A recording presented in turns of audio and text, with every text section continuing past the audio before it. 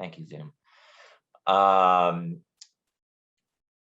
So a couple of quick hits while we get started. First, alongside the agenda with in the email for today's call, there should have been a press document from BEA. They are holding a press event tomorrow afternoon at 1 p.m. on the steps of the Statehouse. And it's supposed to be a joint press event to talk about the kickoff to tourism season, as well as to highlight ARES, the economic recovery and expansion strategy, and the Cedars initiative. So apologies for the late notice. We were talking with Tina on and off over the last week or two. And I think there were just scheduling issues with the governor. They ended up having to combine a few events into one. But we are all invited to be there. Darren is going to be giving a short presentation. I think you get a whole 2 minutes. And if that's not enough of a draw for you, Darren has even said he'll be wearing a tie. So anybody who's available, I'll be heading out that way. But we'd love to have as many of you as can make it for support. If not, I'm sure there will be other ways to find out about what's going on or follow that along and see some of the press after the fact.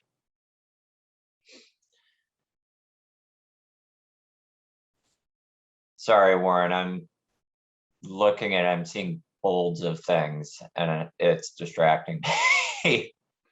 Sorry, I guess just a quick correction to some of the notes on your presentation. Correct.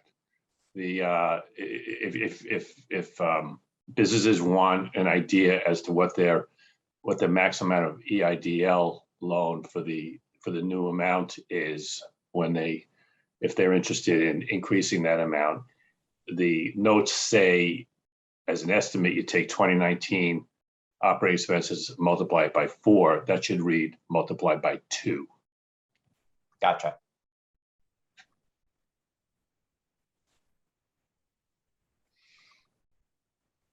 Warren, do we know if they're backing everything out of it, everything received to date? Whether it's no, Main it's Street, additional. It's additional money. They are not backing anything out of it. And do we have the formula? That's the formula. That's the formula that I'm telling people, that I'm telling clients they should use. The SBA will determine exactly, but that's a good approximation. Thanks, Warren. Thanks a lot. Warren, is that what you meant yesterday on the Taylor call about piggybacking? No, that was for the new Gopher funding. Okay, yeah, all right. Thanks.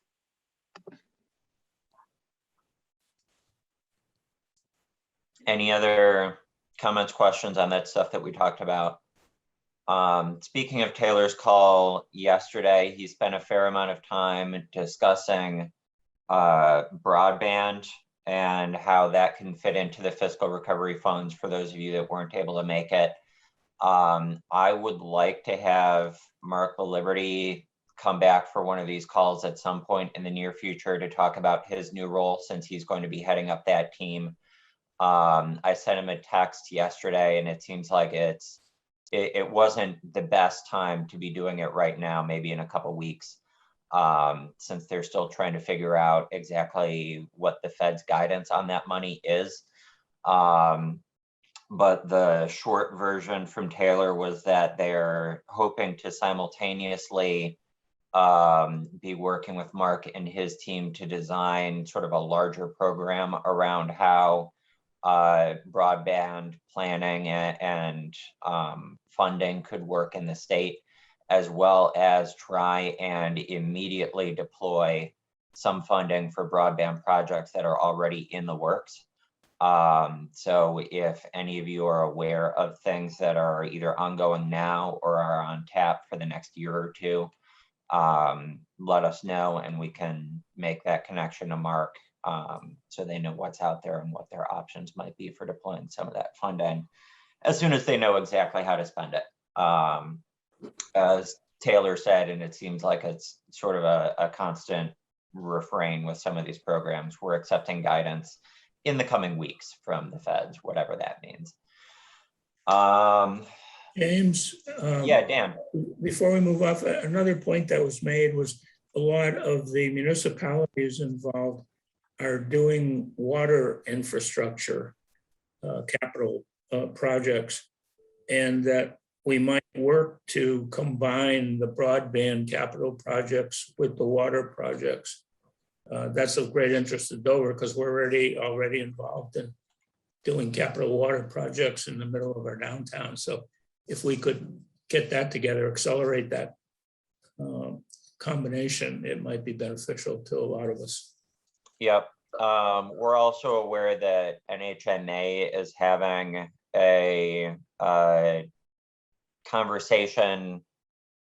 I'm not sure whether it's going to be more webinar-y or whether it's actually supposed to be sort of a focus group conversation about this topic, but they're also looking at the broadband issue. SRPC did a little bit of dusting off the broadband mapping kind of stuff in our data dashboard that we published alongside our SEDS this year. And that's something that we'd like to take another look at, what sort of role we might be able to play over the coming year or so. Broadband is something that we admittedly have not put as much effort into as we could have in years past. And some of that was a perception on our part that in New Hampshire, the Northern Borders funding has been, one of the better ways to fund that kind of work. And the vast majority of our communities just aren't in an eligible service area for Northern Borders. So it was a little bit difficult for us to prioritize in the past, but we're hoping to get up to speed as quickly as we can so that we can take advantage of these opportunities. So we also wanted to take a little bit of a step back. We've been pretty hyper-focused over the last several weeks on the Build Back Better application. And I want to give Charlie some time. Charlie, we're going to move you towards the end. I see you're chewing right now, so feel free to keep going. But we wanted to take a little bit of a step back and just sort of take the temperature and see what you guys are hearing. How's the Seacoast doing? How are businesses doing? I know at the beginning of the summer, we were really hoping that the summer months would be an opportunity for businesses to make up some lost ground.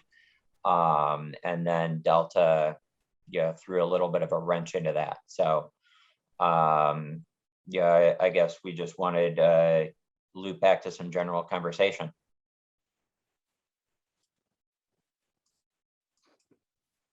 It's pretty simple here. Nobody can find workers. Everybody needs them. Nobody can find them. I have companies that are like, why can't we just go down and grab the Haitians, put them to work? Seriously.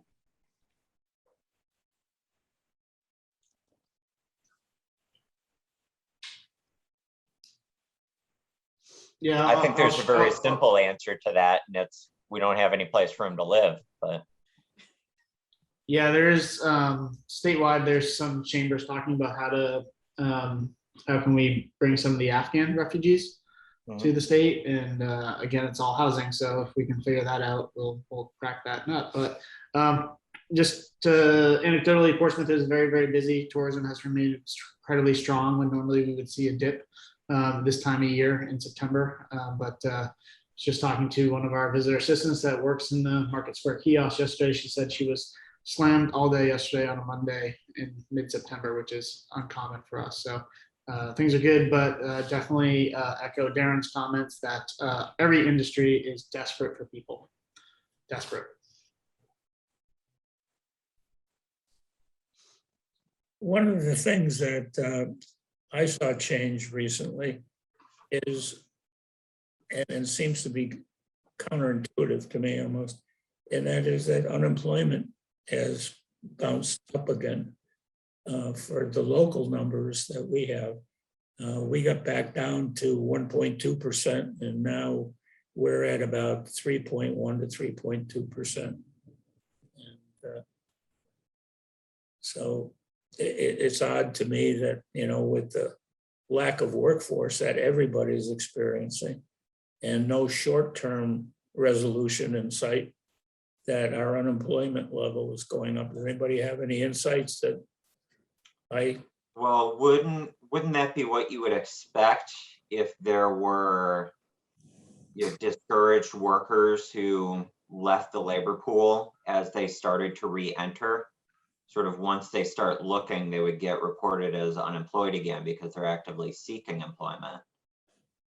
Because I know even though our unemployment numbers were back to where they were pre-pandemic, we were still at some point this summer like 5,000 jobs short of where we had been in February. And that jived because so many people just weren't looking. And so they fit in the discouraged worker category. maybe that's it? Dan, do you know what the actual raw number is for that? Because I used to go by percentages until I started looking at raw numbers, and because our pool is so much smaller, what it takes to go from 1.2 to 3.1 could be 150 people, 75 people, whatever. I mean, do you know what the raw numbers are? Yeah, as I recall, the last number I saw was for Dover City was between 200 and 300. 200 and 300? That's for the 3.1% unemployment. Yes. So really, it's maybe a couple hundred people we're talking about. Yeah. So, I think the previous comments about people re-engaging in looking for work might have validity. I'm not at all, that number does not concern me. What concerns me is, first of all, I've seen a lot of activity with good startups, well thought out startups, and especially, well, not only startups, but companies moving to the Seacoast from out of state. And that's because of a number of reasons. And most interestingly, of course, we all know is quality of life.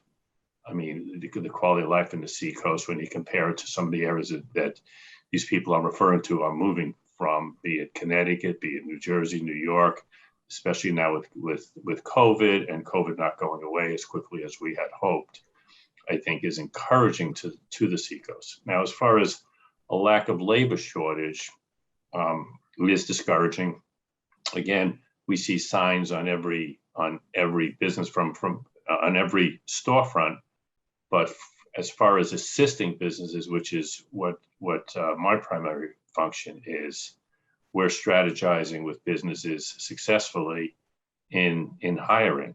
That doesn't help the fact that there is a shortage, because many times you're taking employees from current working situations.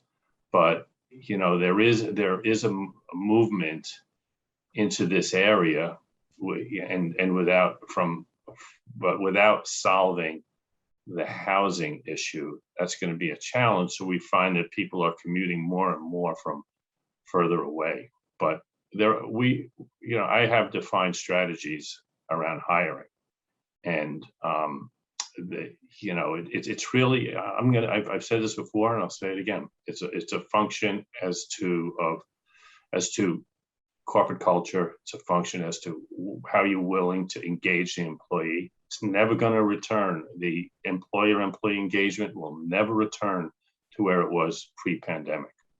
And the sooner that small businesses realize that, the quicker they'll hire.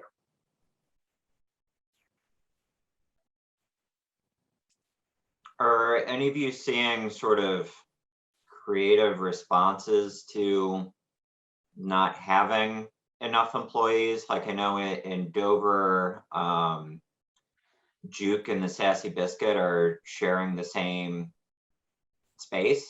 And it sounds like maybe sharing some staff under some capacities, and they're just coordinating their hours.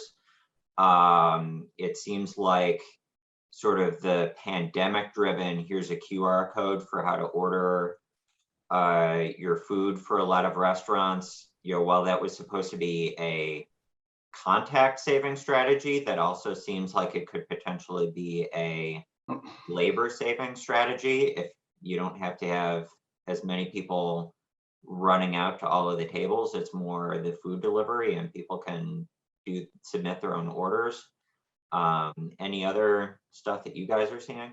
James, this doesn't necessarily exactly address what you're talking about, but I noticed that my own organization, as well as other companies, are really turning to more hybrid work environments where we have a number of people who don't want to move to New Hampshire, but we have enabled them to work remotely as long as they're in the office once every week or twice a month or what have you.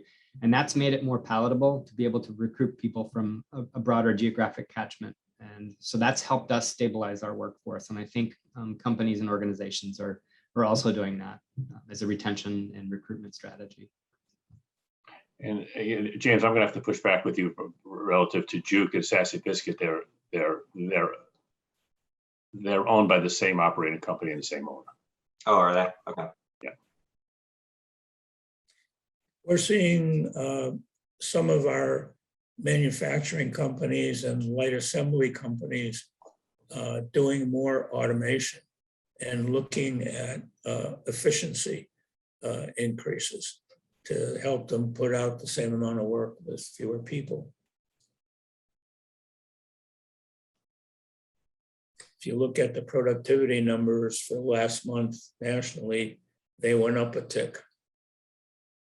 So I don't know if that's because of that or not. But, And I'm helping clients look at price sensitivities as far as being able to pay more above market rate and being able to provide more benefits, and being able to define, what a skill is and how you can utilize that skill. So price sensitivity is really important in this discussion when you think about how much one can afford to pay employees.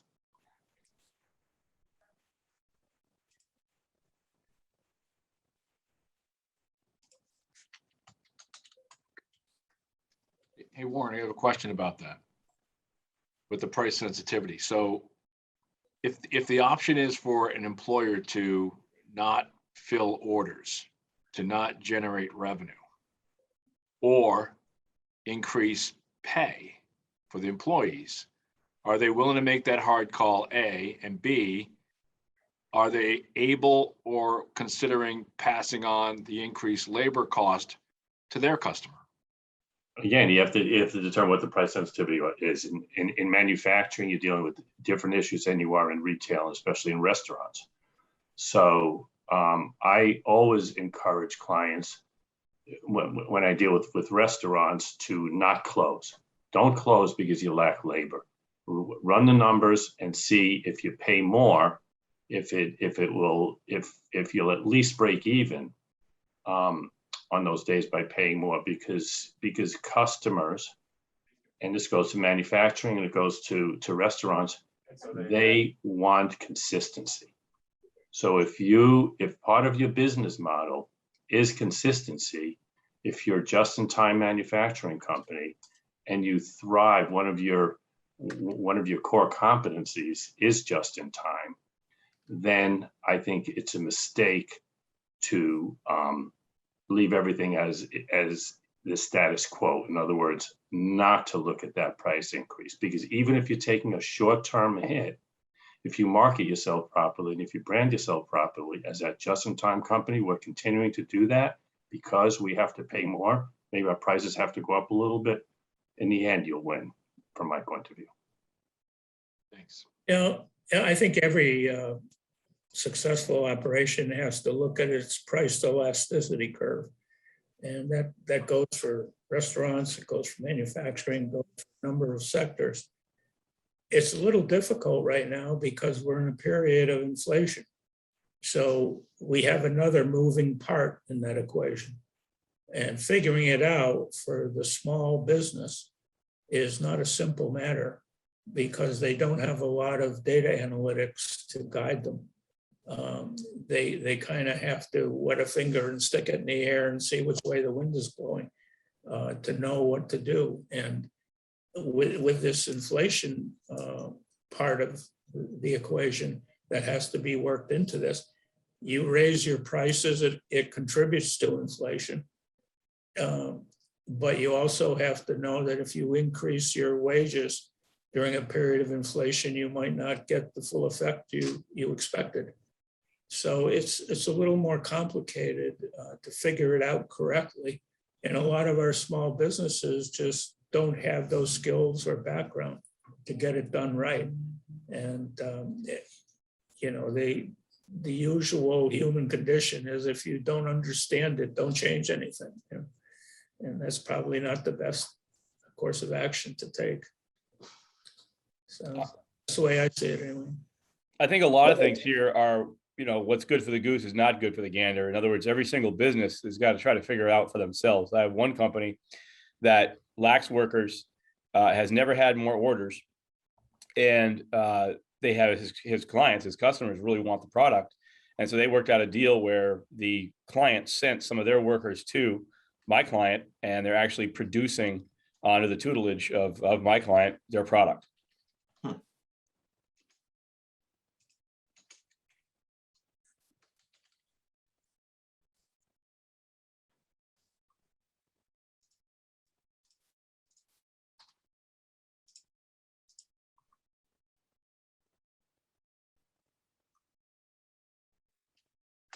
That's interesting, but then it sort of leaves somebody further down the supply chain short-staffed to do the next stage. That's the problem. Not enough bodies, nowhere to live, on and on. And by the way, we made an effort to talk to Chris Parker about this yesterday, and Dover does something very interesting where they use 79E, or they use other tools. They do developer agreements, that housing opportunity zones. The issue with that, which is a great piece of legislation, the problem is 79E, it falls under that same rules, and so you can only go whatever you give for an incentive. You can only double that for the workforce housing. So if you give 10 years, you only get 20, and then obviously after 20 years, they're going to go back to market rate. That's not a great thing. We tried to make it so as a perpetuity. The legislators didn't want to hear it. So talked to Chris, and Chris says, well, we do that by simply, when we give the incentive, as part of the incentive, we expect a covenant that says X amount of years you're going to have this in. So they want 30 or 40, whatever. And that's what we're going to do. So that was interesting to hear. But we're looking at changing a lot of things this year, zoning wise, to try to help and create workforce housing. Two things we're doing. Well, we might get hung for trying it, but we're looking to stop any more, anybody who wants to build property in Exeter can't have a septic. It can't be on septic. You've got to be on water sewer, because we have a massive nitrogen issue into the Swampscott. But our thought is the carrot side of it is open up a whole section in our C2 district, which is along Portsmouth Avenue, that will allow, what doesn't allow for, of course, that's water, sewer, gas, everything. What doesn't allow now for multifamily, we're thinking about adding multifamily into that zone, but 760 or 750 square feet would be the largest we'll allow. So we'll get workforce housing without having to legislate it, other than changing the zoning. That's our thoughts right now. But hopefully we can get a bunch of units and we can start putting those people to work. Yep. We are talking to one company right now that's looking at making a move into Dover. And what they're doing is looking at building a manufacturing site here and either building or buying a multifamily apartment building. And they're going to house their workers in that building. And the neat thing is they've decided that they don't need to make a profit on the rents. All they need to do is break even, because the equity increase over time will give them a return on that investment sufficient to make them make it and gain a workforce increment that they wouldn't have otherwise. So that's one kind of, I think, new approach. We also have a requirement now in Dover that if you're going to build a multifamily above 5 stories, a certain small percentage of that has to be in submarket to make that allowed. The entire extra story does, doesn't it? I'm sorry, The entire 6th floor has to be, doesn't it? that's not my understanding. Well, that's what I wanted it to be when I was on the planning board. Dover's very progressive with these things. They really are the leader in the state and trying to, you know, what they're doing with John and Maggie Randolph with the small homes, very smart. Chris was saying he has 2 other properties that they'd like to do that too as well. And speaking of John and Maggie, what they built instead of, and you're talking about the profit, what they built was a building where they put their employees in it and they charge them 30% of what they pay them. So if a person makes more money, still 30%, less money, 30%. Very, very progressive thinking.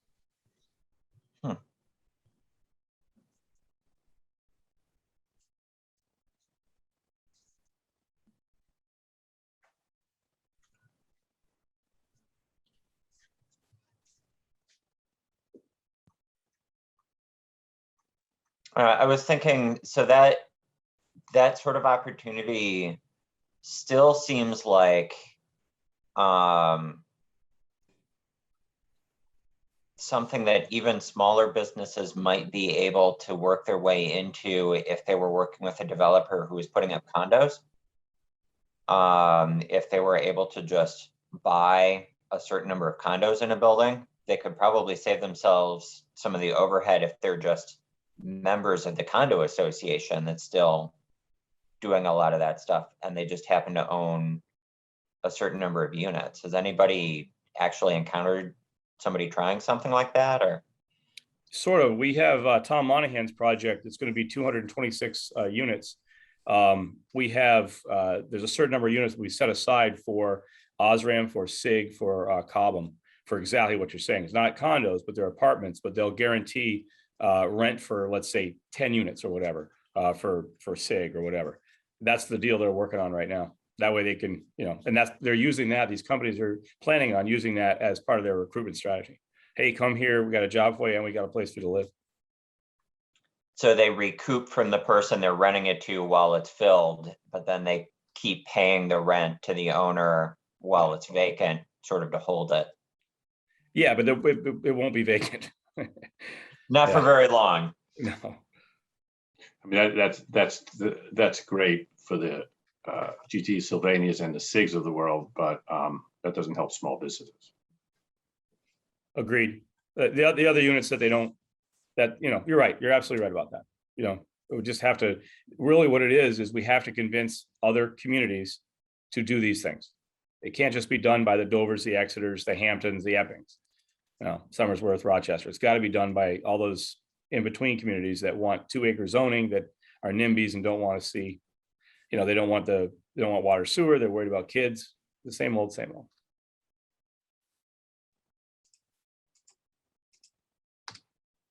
They're on septic, a lot of them, it's 5 acres.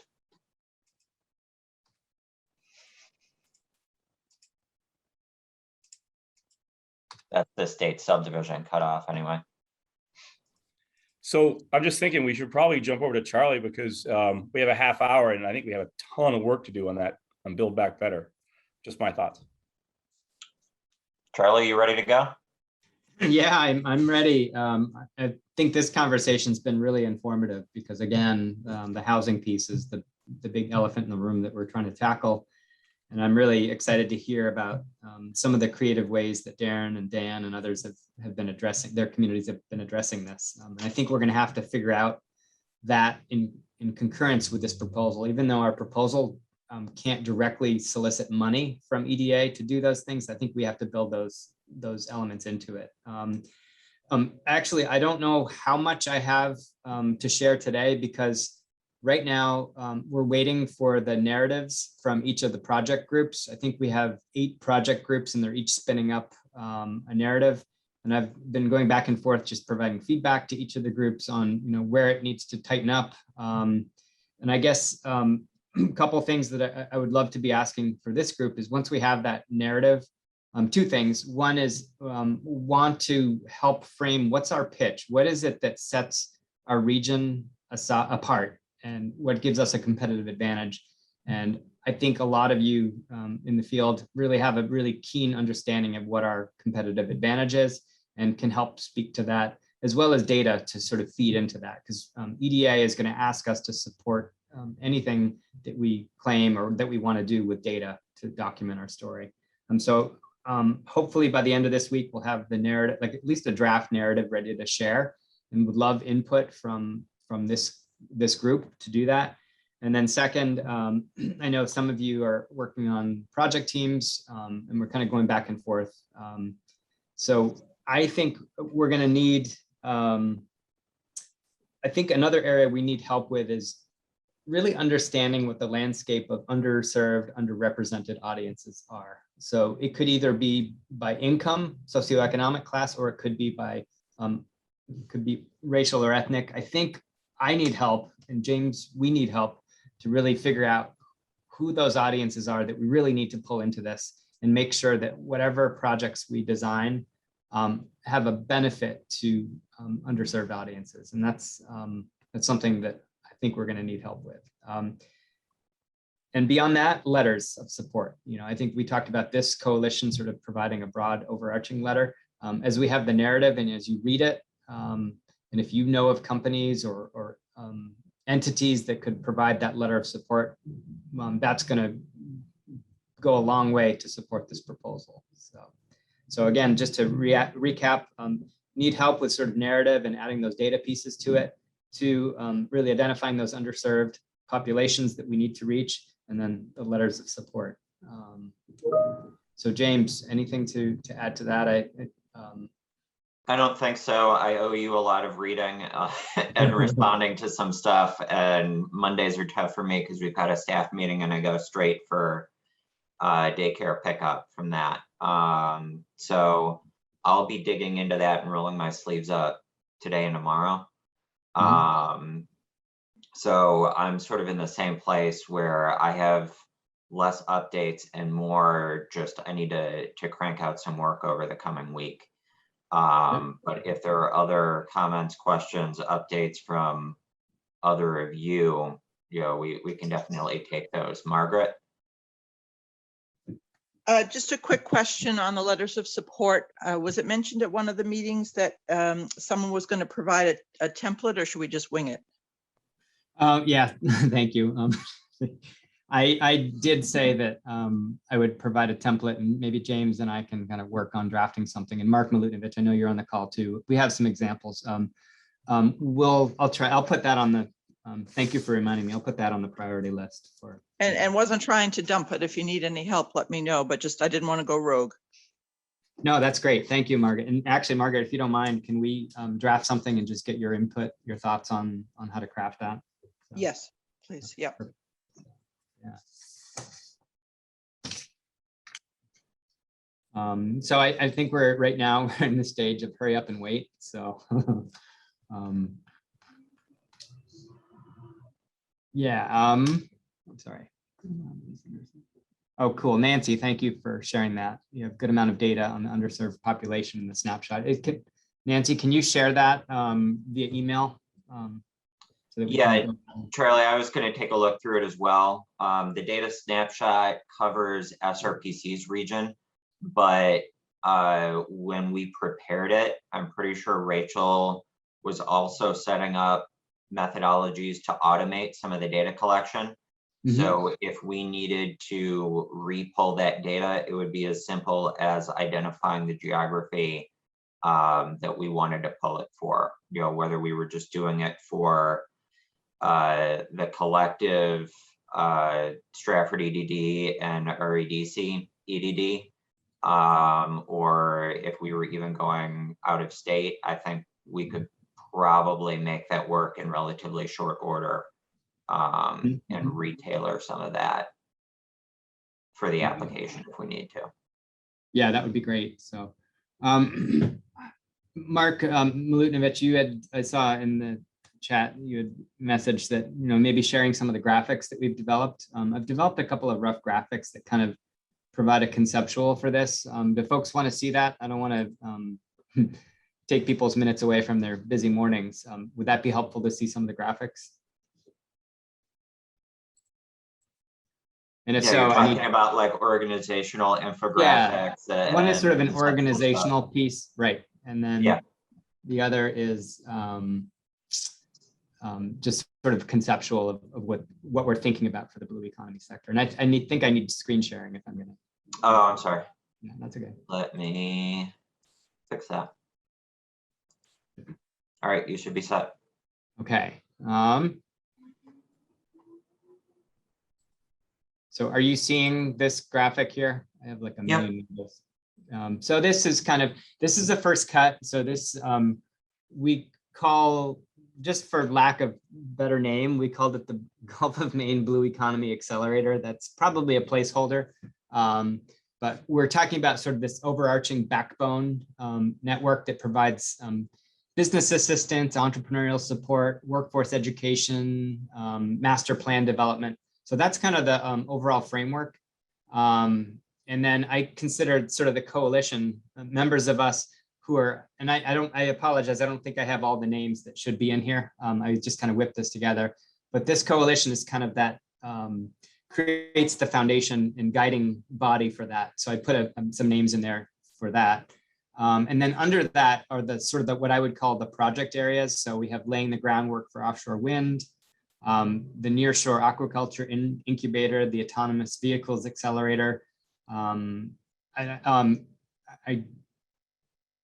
green infrastructure training site, the blue economy. So these are just kind of placeholder pieces that I've added in there. And so this is, we're going to want to sort of have a framework that we can weave the grant around. So that's part of it. And then I think I have another graphic in here somewhere. I don't know how much you can see from your, I created a graphic which sort of talks about what comprises the blue economy. And then in the circle around the middle are sort of the areas of influence that we want to have. And then around that are the sort of the leverage points, the things that we need to have in place in order to strengthen our blue economy. So those are just some conceptuals. Draft, would love to get input and feedback on these as we move forward. And I will promise to get you stuff. James and I will get stuff by the end of the week. Dang, these weeks go by so quickly. So.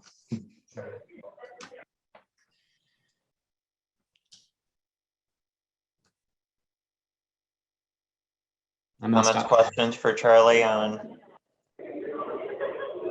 That second graphic, Charlie, that second graphic is gonna get us the money. That's good. Really good. Oh, thank you. Seeing that. Yeah, I might tweak it a little bit. One thought was to sort of put, so as many of you know, and I'm not sure if everyone knows, we've reached out to the North Shore. There's a thing called the North Shore Blue Economy Initiative, and they've been, they conducted an economic assessment in the foundation for a blue economy plan. So they're ahead of us, yet they felt that they didn't have the capacity to pursue this grant. So we've sort of pulled them in to leverage their work. And we think that a lot of the data for the economic assessment data and other work could feed into our sort of blue economy master plan. But also cognizant of, we want this project to benefit New Hampshire. So we are very aware that the benefits of the work that we do needs to have a strong impact on our state. And certainly there are ways to strengthen each of these sectors by partnering. But I think this coalition, our network started by focusing on Stratford and Rockingham. But we think that Essex and York County are very good partners to be able to benefit from that. So.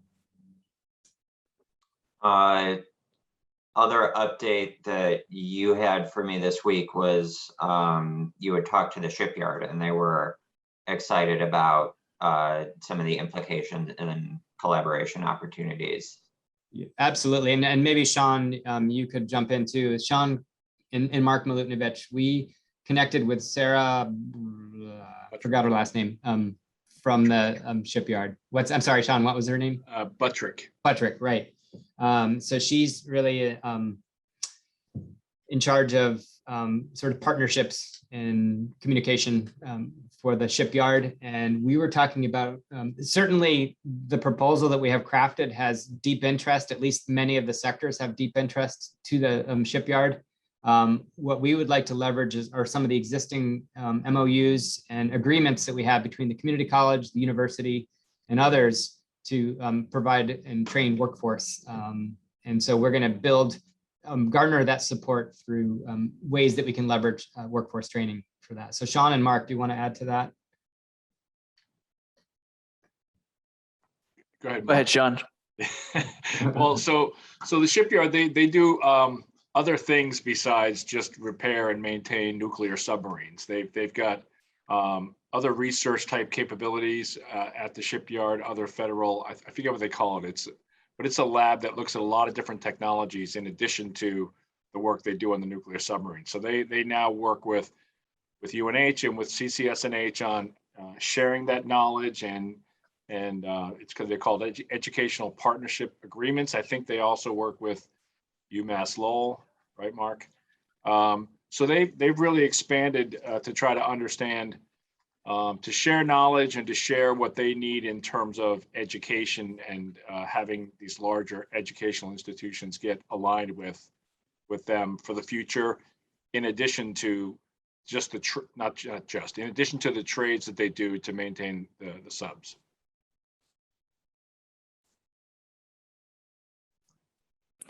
Yeah, and the only thing I would add to that is a couple of years back, they became a formalized Department of Defense research laboratory.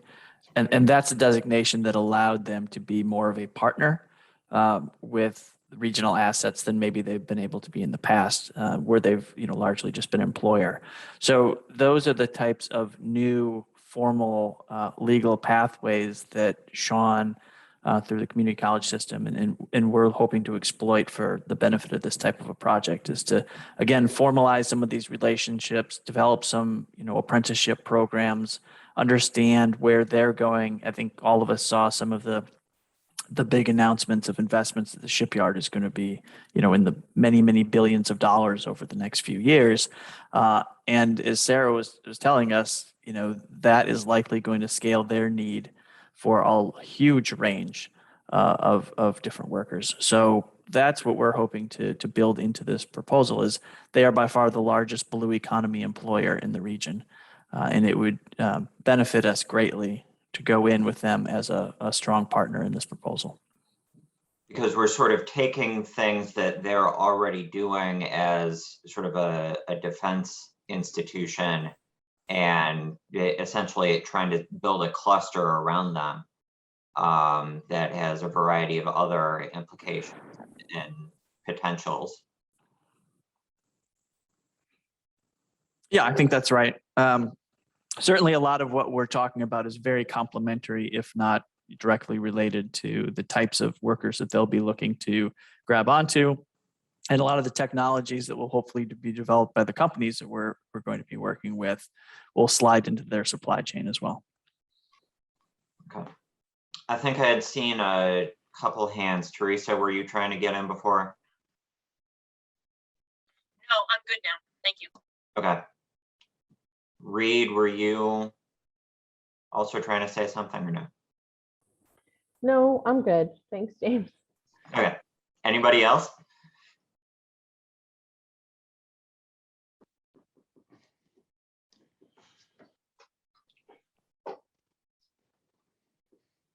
Okay.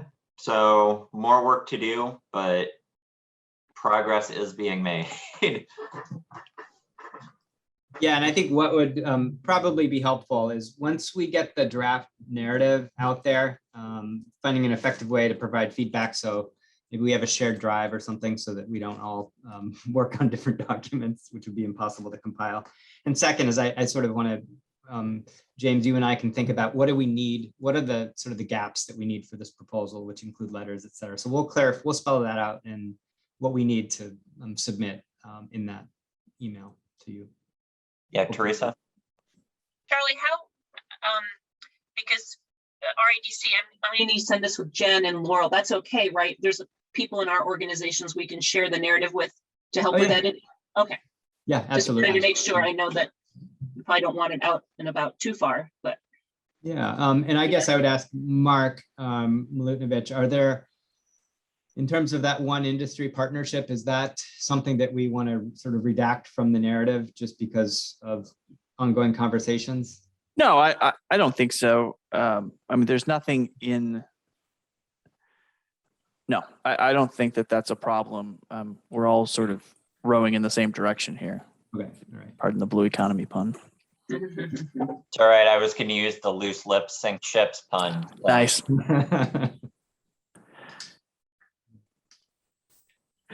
No, and I think what's been encouraging, so in addition to talking with the shipyard, we've been spending a lot of the last couple of weeks talking with various industry partners who would be associated and supportive of a number of the projects that we're spinning up. And I think what's been really encouraging is when we talk with them about what their needs are, for the most part, their response is not specific to their company. It's, we want to be part of a larger consortium. We want to have accessibility to facilities, equipment, expertise that is broadly going to help our cluster move forward, which I think has been really encouraging.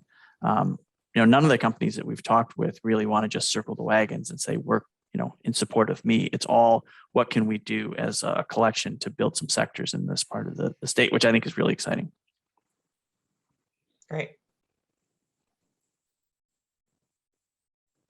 So any final comments, questions, discussions on Build Back Better?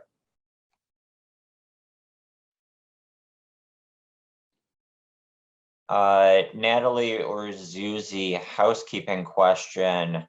You were starting to record these and we're going to share the recordings of these calls for people that want to catch up. Where are we doing that? Where can people find them? We're going to be uploading it to the SRPC YouTube channel and we'll share the link with you all. So we'll just email it with the agendas. Could we actually do a separate follow-up as soon as it's up? Because usually the agendas or the call notes take us a little bit longer to compile, but Zuzi, if you're doing some of the logistical work for that, if you could just ping the group with the link as soon as it's up, so people can review, over the course of the week. Yeah, we can do that. Okay. Although I see that Nancy says uploading takes a long while too. So we'll get it to you guys as soon as we have it. Okay. So what you're saying is we need to put in for a broadband project of our own to be able to get these calls out. Exactly. If your internet's slow, call Mark with Liberty and yell at him. Anything else for the group? All right. Thank you all. We will see you next week.